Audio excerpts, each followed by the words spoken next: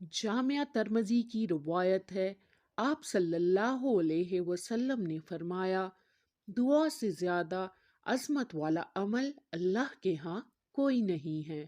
دعا تقدیر بدل سکتی ہے۔ یہ بھی جامعہ ترمذی کی روایت ہے۔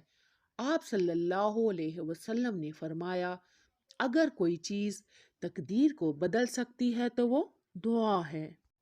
دعا نازل شدہ اور غیر نازل شدہ تمام آفتوں اور بلاؤں کا حل ہے۔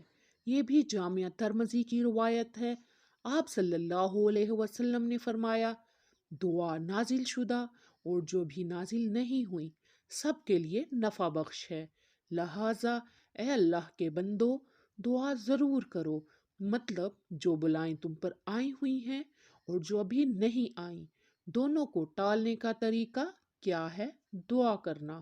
یہ نہیں کہا اے امت مسلمہ کے ولیو تم دعا کرو، بلکہ سب سے کہا دعا کرو۔ ہم سب دعا کر سکتے ہیں۔ اگر دعا خاص ہوتی، اللہ گناہ گار کی نہیں سنتا، تو کہا جاتا نا اے امت مسلمہ کے نیک لوگو تم دعا کرو۔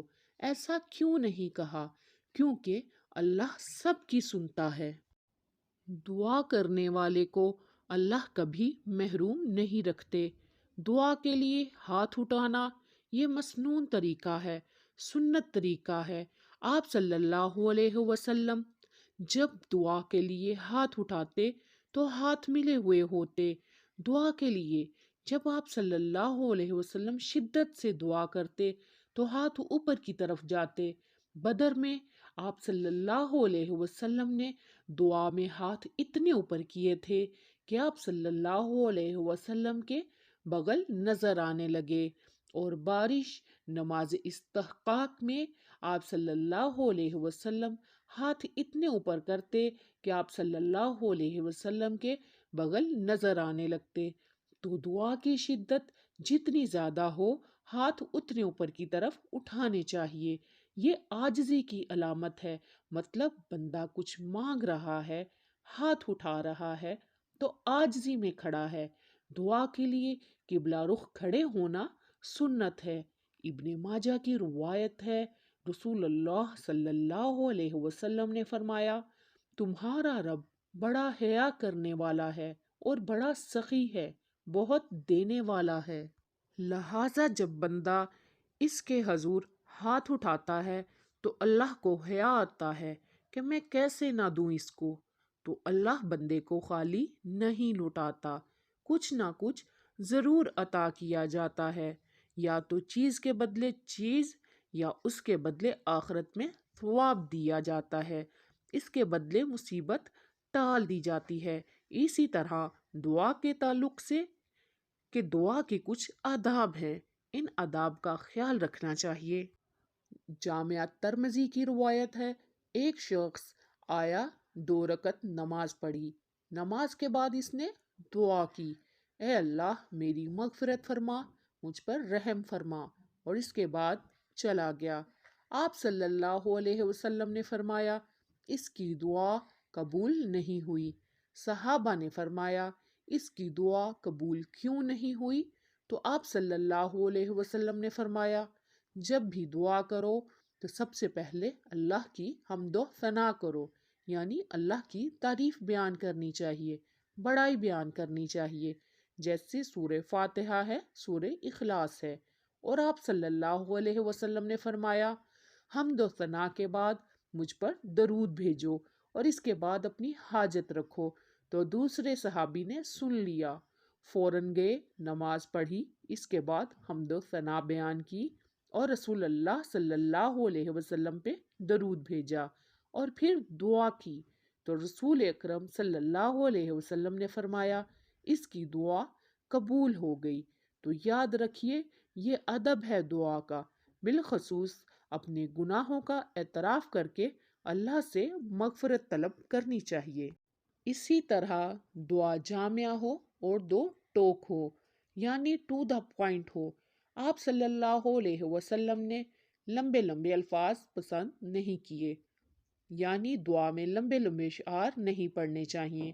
جیسے کوئی شخص دعا کر رہا تھا اور کہہ رہا تھا، اللہ مجھے جنت دے، جنت میں بڑے بڑے باغات دے، باغات میں دائیں طرف اتنے درخت ہوں اور بائیں طرف اتنے درخت دے۔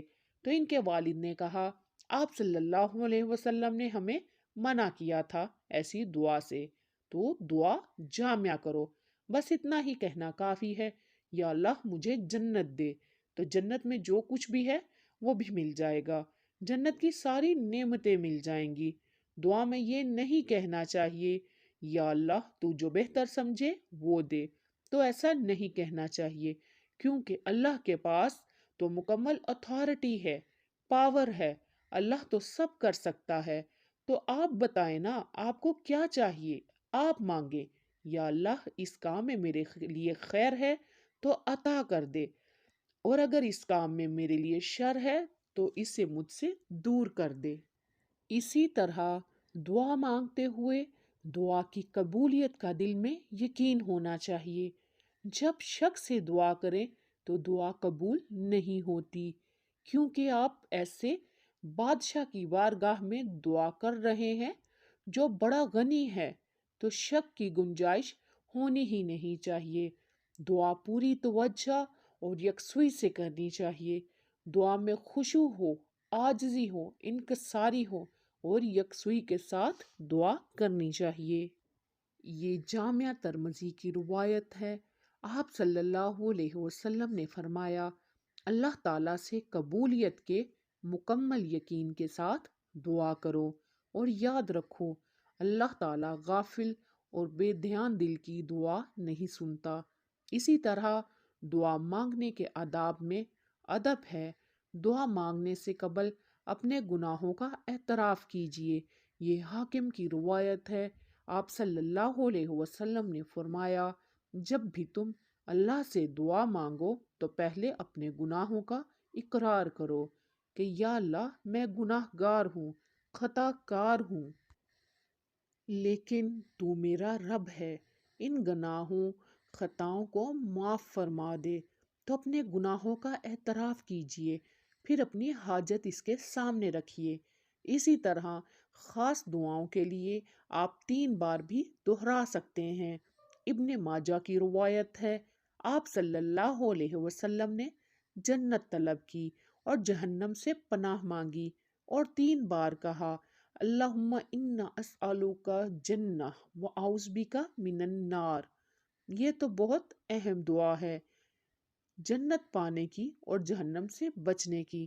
تو اس سے پتہ چلتا ہے آپ صلی اللہ علیہ وسلم نے اہم دعا کو 3 مرتبہ دہرایا ہے۔ اسی طرح جامعہ ترمذی کی روایت ہے، آپ صلی اللہ علیہ وسلم نے فرمایا، کسی کی دوسرے کے لیے دعا کرنے والے کو پہلے اپنے لیے دعا کرنی چاہیے، پھر دوسرے کے لیے دعا کرنی چاہیے۔ ہاتھ اٹھائے بغیر دعا کرنا بھی جائز ہے، لیکن ہاتھ اٹھانا سنت ہے اور ادب ہے۔ دعا سننے والے کو بھی آخر میں آمین کہنا چاہیے۔ صحیح مسلم کی روایت ہے، آپ صلی اللہ علیہ وسلم نے فرمایا، جب کوئی بندہ دعا کرتا ہے تو فرشتے اس کے لیے آمین کہتے ہیں، تو جب کوئی دعا کرے تو ہمیں بھی آمین کہنا چاہیے۔ یاد رکھیں، دعا کسی گناہ کی نہ ہو اور قطع تعلق کی نہ ہو، اور نہ ہی ایسی دعا پہ آمین کہنا چاہیے، ایسی دعا کرنی بھی نہیں چاہیے، اور اللہ تعالیٰ ایسی دعا کو قبول نہیں کرتا۔ معمولی سے معمولی چیز بھی اللہ سے مانگنی چاہیے۔ جامعہ ترمذی کی روایت ہے، انس بن مالک رضی اللہ تعالی عنہ فرماتے ہیں، آپ صلی اللہ علیہ وسلم نے فرمایا، تم میں سے ہر ایک اپنی ضرورت اللہ سے مانگے، حتیٰ کہ جوتے کا تسمہ بھی ٹوٹ جائے تو اللہ سے مانگے، اور یاد رکھیں دعا کے ساتھ کوشش بھی کرنی چاہیے۔ تو اللہ سبحانہ تعالی ہمیں سننے، سمجھنے اور عمل کرنے کی توفیق عطا فرمائے۔ آمین یا رب العالمین۔